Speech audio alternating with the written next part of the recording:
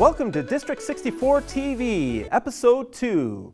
Today we're going to see two segments. One segment on district events, specifically the District 64 Spring Conference. This is an annual event that District 64 hosts every year where members and guests can congregate to network, have fun, and learn about many aspects about communication and leadership. Every year, there's always a theme that we have for our conference. Specifically, this year, it's Explore Your Journey. In previous years, we've done 1% Excellence. We've done The Power of We. And of course, as I just mentioned, Explore Your Journey. It's always great to have a bit of a theme, and all the content of the conference kind of revolves around that theme. And of course, there's lots of fun to be had. So stay tuned to learn more about that.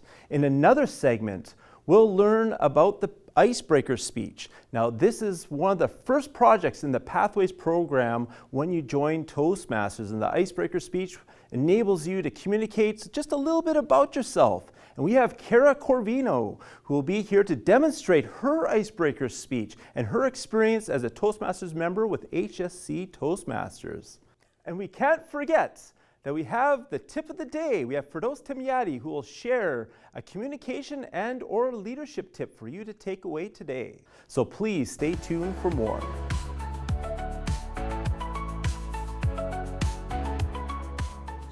It's going to be a fun weekend. I'm heading off to my third annual District 64 conference, this year being held at Portage La Prairie, hence the luggage. It's going to be a lot of fun.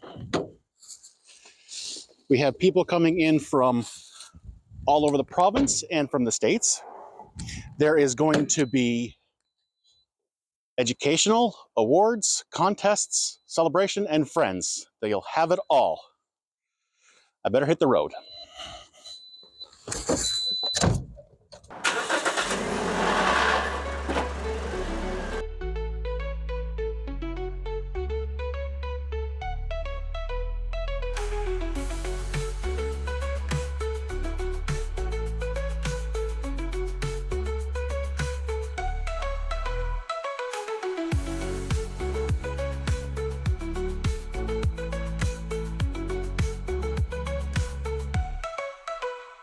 Well, here we are, the District 64 Toastmasters Annual Conference.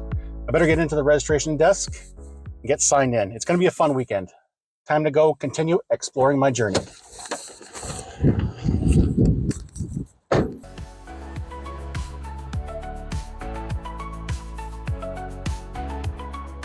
My name is Mike Bagamiry, and I have been a Toastmaster for 5 years. I'm currently a member of the Winnipeg Toastmasters Club. I joined Toastmasters to expand my social network and to gain leadership experience. Matthew Ellenson. I've been a Toastmaster for 8 years. And I joined Toastmasters to learn to speak with two people, one-on-one, and to have confidence in speaking in front of people. Hi, I'm Adam Belaire, and I've been a Toastmaster for 4 years. I'm currently a member of 4 different clubs: PBS, West Winners, Virtual, and Flin Flon. I joined Toastmasters to gain some leadership experience and meet new friends. This is my third District 64 annual conference. However, this one is even more special to me. This year I'll be joining the ranks of the district leadership, becoming the number 3 person in the district, tasked with leading the district itself.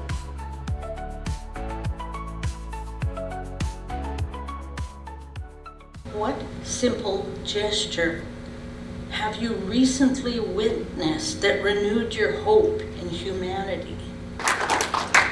The most recent gesture that renewed my hope in humanity is connected with another gesture which made me feel very sorry for all of us indeed.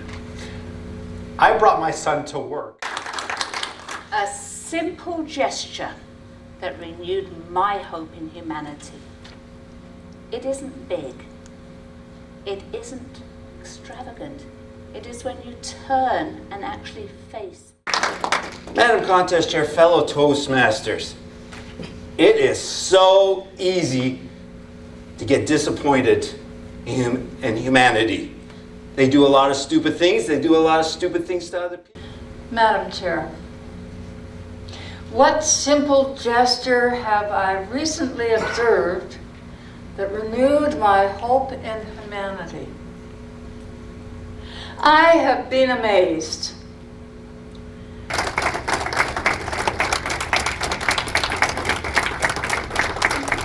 First place, Lyle Appleyard.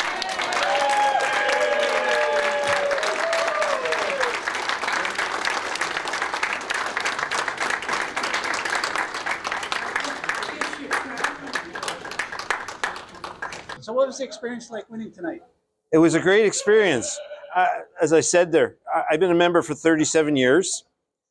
And of course, half those years I wasn't eligible to be in a contest because I had leadership roles.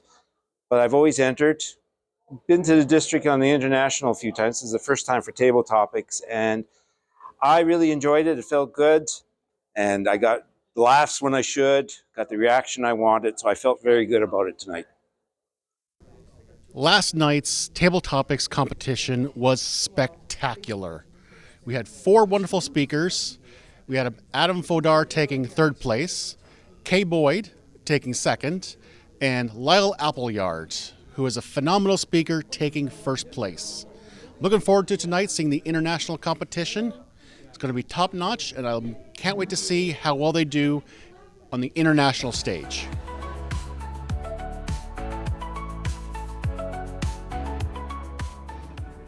So here we are at the District 64 Spring Conference, and we have our Communication and Leadership Award recipient, Jason Gobey, and he's just been awarded this recognition for exemplary service and demonstration of communication and leadership skills within the community, creating a greater good and a greater impact. We are so honored for him to be here. Jason, can you just tell us a little bit about yourself?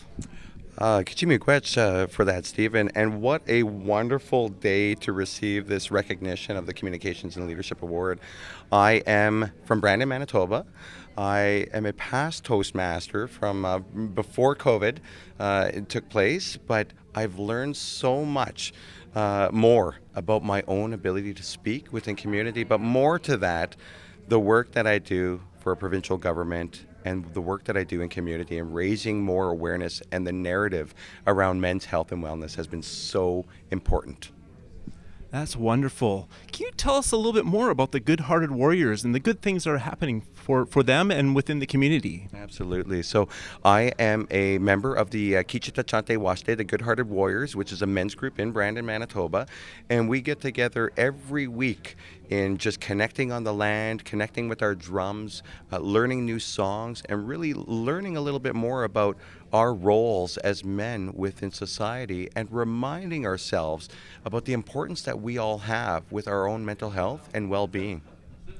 That's wonderful. If you had to say a couple of comments about spreading good communication, good leadership within the community, do you have any tips or ideas on how people can maybe present themselves or to help the community in different ways? Absolutely. I think the biggest thing that we all look for and strive for within community are the actions that we can be a part of. And quite simply, it's doing them.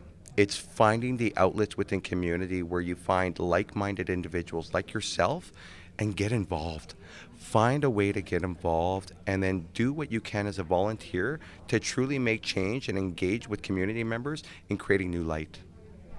That's wonderful. Thank you so much, Jason, for being here. And we're very honored to be able to present you with the Communication and Leadership Award for this year. And thank you for being at our convention and taking the time. We wish you best wishes in the next chapters and all the awesome things that will be coming soon. So thank you once again, Jason. Fantastic. Kichimi, and thank you so much to District 64 Toastmasters. This is a wonderful, wonderful award to receive. So again, thank you. Thank you.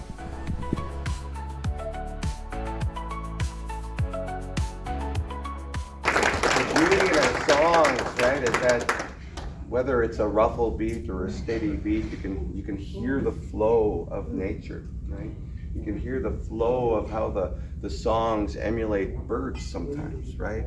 How they're truly speaking in such a beautiful way that allows us to be spiritual beings all at the same time. One of the ways of saying thank you, right? In Dakota, Bagamiry, right? I'm Ojibwe, Anishinaabe, and Cree, so we've got many different ways of saying hello and thank you. But the song we're going to sing for you right now is a thank you song. Thank you for having us join you. Thank you for adding such a new element to some of our meetings and spaces and places.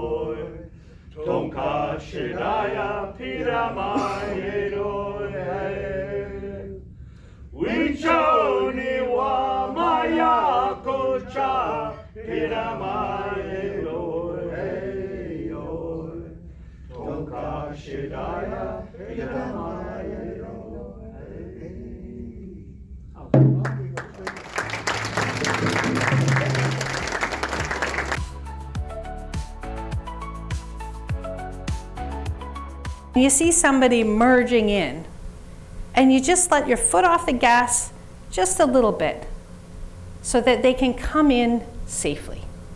You might have changed the day, but you might also have changed a life. I wonder what kind of ripples Eileen has in her life. In 2012, I was diagnosed with a severe case of rheumatoid arthritis. And thankfully, I was put on a biologic drug called Symphony that worked wonderfully until simply one day it didn't. This was a time before TikTok and video games, even VCRs and VHS tapes. This was a time when you had to use your imagination. I remember us going into the living room, sitting on the ends of the couches, and they'd become our horses as we rode across a western desert. Or sometimes we would go into the kitchen. I still remember the day 10 years ago when I got those keys to my very first home. It was exciting. It was a result of hard work and saving. But the most important thing about that home for me was to have a yard so I could get a dog. Now I had things a little bit backwards. I already knew I wanted a dog named Maverick. And that brings us to our first place winner in the speech contest at the district level, Monique Lavaik Farah. Okay. Smile, breath. This is my first conference, and if you look at my badge, I am the conference chair, which speaks volumes to Toastmasters. So I want to thank Toastmasters in general and all my fellow Toastmasters. Thank you. That is another year wrapped up. It was an amazing event. We had 4 fantastic speakers, all 4 very emotional. Looking forward to the next year as the club growth director. It is going to be a lot of challenges, a lot of new fun, and I get to meet new people. And hopefully I will continue to explore my journey.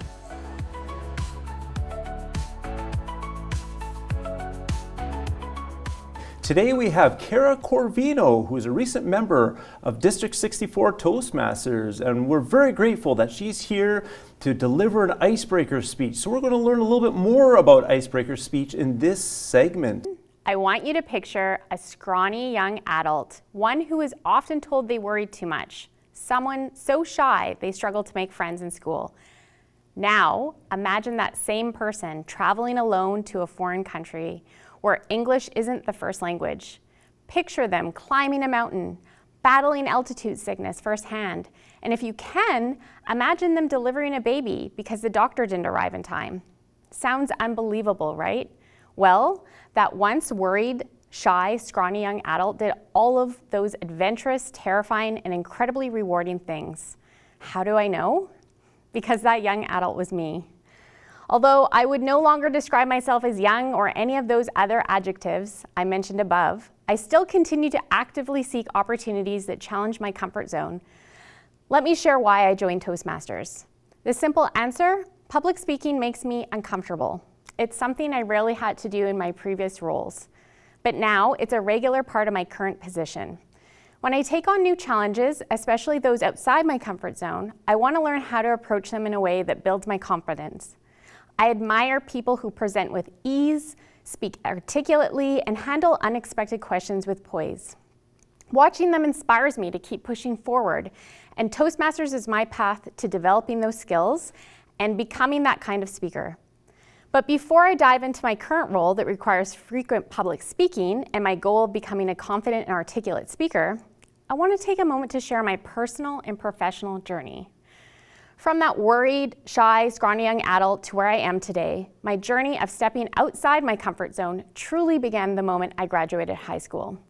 I chose a career that offered both flexibility and financial stability, one that would allow me to travel while also challenging me on a mental, physical, and emotional level.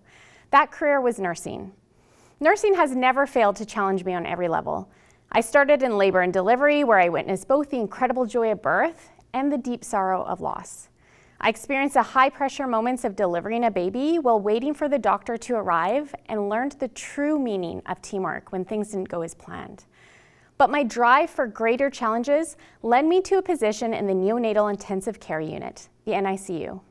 Not only did this role push me even further, but it also ignited a passion that shaped the career I have today: ethics. Working in the NICU meant that I was consistently navigating complex situations. I often found myself struggling with knowing the right course of action, asking myself difficult should questions, and wrestling with conflicts between my values and the decisions being made. What I eventually realized was that these feelings were not just personal struggles, they were the hallmarks of ethical complexity. But I didn't come to this realization alone. I reached out to the hospital's ethics department, and from that moment, I started exploring ethics. It felt like taking a sip of water after being lost in the desert. I couldn't get enough. I immersed myself in every informal educational session available, joined ethics committees, and even as my nursing career led me to different roles outside the NICU, I continued encountering and engaging with ethics. And then the pandemic hit. As you may remember, frontline healthcare workers, especially those with critical care skills, were in high demand. As a nurse, I became a highly sought-after resource, redeployed with little notice to wherever the need was greatest. I had no say in these decisions and often received little to no orientation before stepping into unfamiliar environments. This experience only deepened my passion for ethics and fueled my determination to understand and address moral distress. It also gave me the final push I needed to go back to school and formally study ethics. That decision led me to pursue my master's in bioethics at the University of Toronto, which ultimately helped me secure my current role as a provincial ethics lead with Shared Health.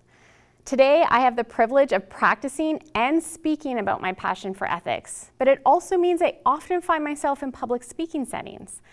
Looking back, I can see how each challenge, whether traveling alone, climbing mountains, delivering a baby, or navigating ethical dilemmas, has pushed me beyond my comfort zone and shaped who I am today.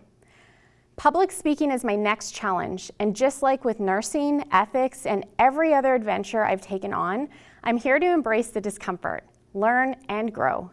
I admire those who speak with ease, grace, and confidence, captivating their audience while educating them at the same time. I want to develop those skills, and I believe Toastmasters provides the perfect environment to learn, practice, and grow. This opportunity to present today is my first step in the right direction. So, with this in mind, you might be wondering, what is my ultimate goal in joining Toastmasters? Well, one day I hope to stand in front of an audience, delivering an educational presentation, and someone watching will feel inspired. Not just to explore ethics, but to speak with the same confidence and comfort that I've worked hard to achieve.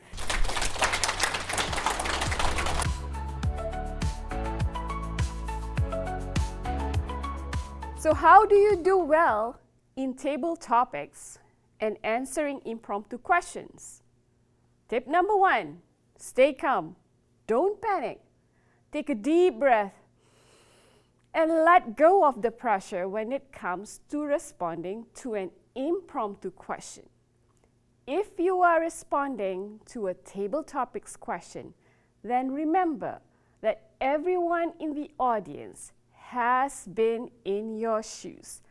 They have stumbled too, and they are rooting for you to succeed. Practice makes better, so stay calm and have fun with it. Tip number 2, just go with it. Usually, answering a question starts with a small idea that will pop into your head. Just start talking about it.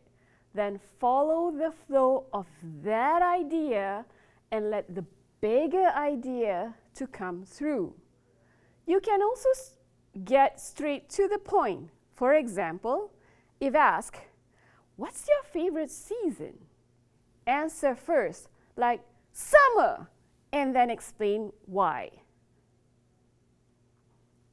Tip number 3, be unique. The best table topic and impromptu responses often break from the conventional. Try something unusual or entertaining, like speaking in character or offering a contrarian argument. This grabs attention and frees you from typical responses. For example, what is your favorite season? Your response can be, I cannot pick a favorite because I love all seasons.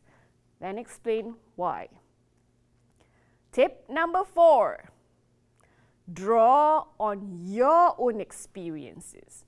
When given a table topic, think about how your own experiences can answer the question. Personal replies are often more heartfelt and easier to give. For example, hot summer days mean I will be eating more ice cream. Ice cream for ice cream. Tip number 5, know when to stop. Avoid long, rambling conclusion. Instead, recap your answer and main points with a strong closing and hand it back to the table topics master. Now that I have shared 5 tips on how to respond better to impromptu questions, when are you coming to a Toastmasters meeting and practice table topics?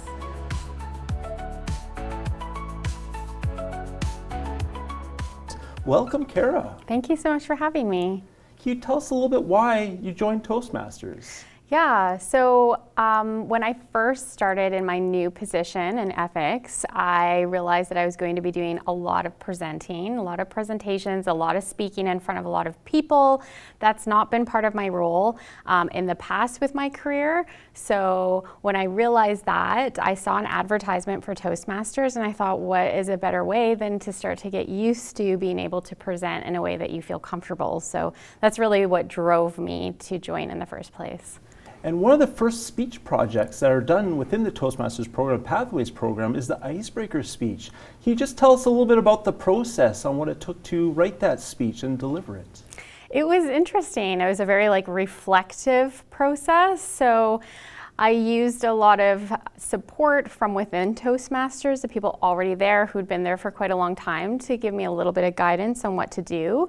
Toastmasters website also kind of helped me get a little guidance on what I should be able to do. And with that, I just started writing about myself and what brought me here and what my goals were, emphasizing my background as well, because I think that says a lot to where I am today and my goals within Toastmaster. Tell us a little bit about your background. I understand that you're really into ethics. Yeah, so my background, my professional background is nursing. I worked in acute care for over 10 years and then I moved into the community, but through that entire time, I've had an interest in ethics. So that gray area where you're asking should questions, you don't really know what the right course of action is to take, or maybe you take an action or a decision and you don't feel great about that. So with that in mind, when the pandemic hit, I think we heard ethics talked about a lot. That reignited my passion for ethics, and I thought, what better time than during a pandemic to go back to school? So that's where I pursued my master's in bioethics, and that led me to the career that I have today, which is within shared health as an ethicist. I imagine you get lots of opportunities within the workplace to use your speaking skills as well. Are you able to share a little bit about that? Yeah, all the time. And even within my education, when I went back to school, I had a lot of opportunity to practice. I think one of the things I learned back in school and even today is we use virtual options a lot for presentations, and I actually don't like that as much. I thought I would, but I actually like being in front of an audience and kind of feeding off of that energy.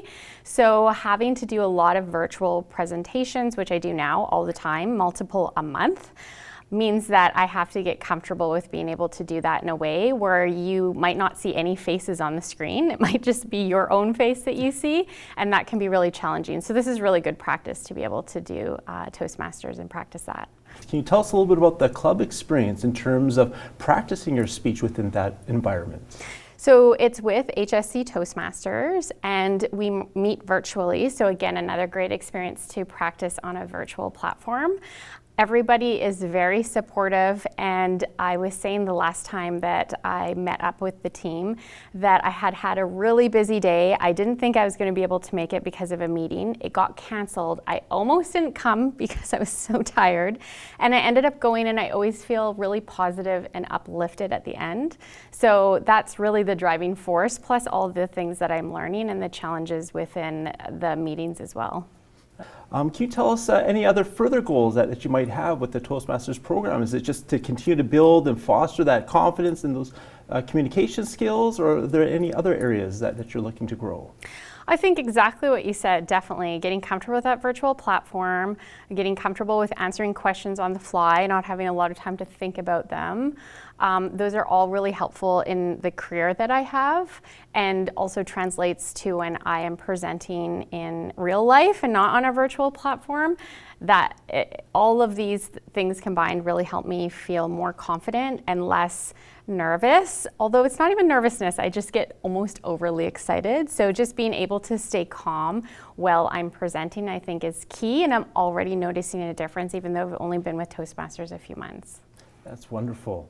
Thank you for coming out, for participating in this interview, and thank you for delivering an icebreaker speech. And thank you once again, Cara Corvino, for coming out and being on District 64 TV. Thank you so much for having me. Thank you for joining us for episode 2 of District 64 TV. Tune in next time for episode 3 that's just coming right around the corner. If you want to learn more about the Toastmasters program and how you can get engaged at a club near you, go to www.toastmasters.org and click the Find a Club. There, you'll be able to type in your location and find a club near you. Don't wait. Make sure you find a club and join today.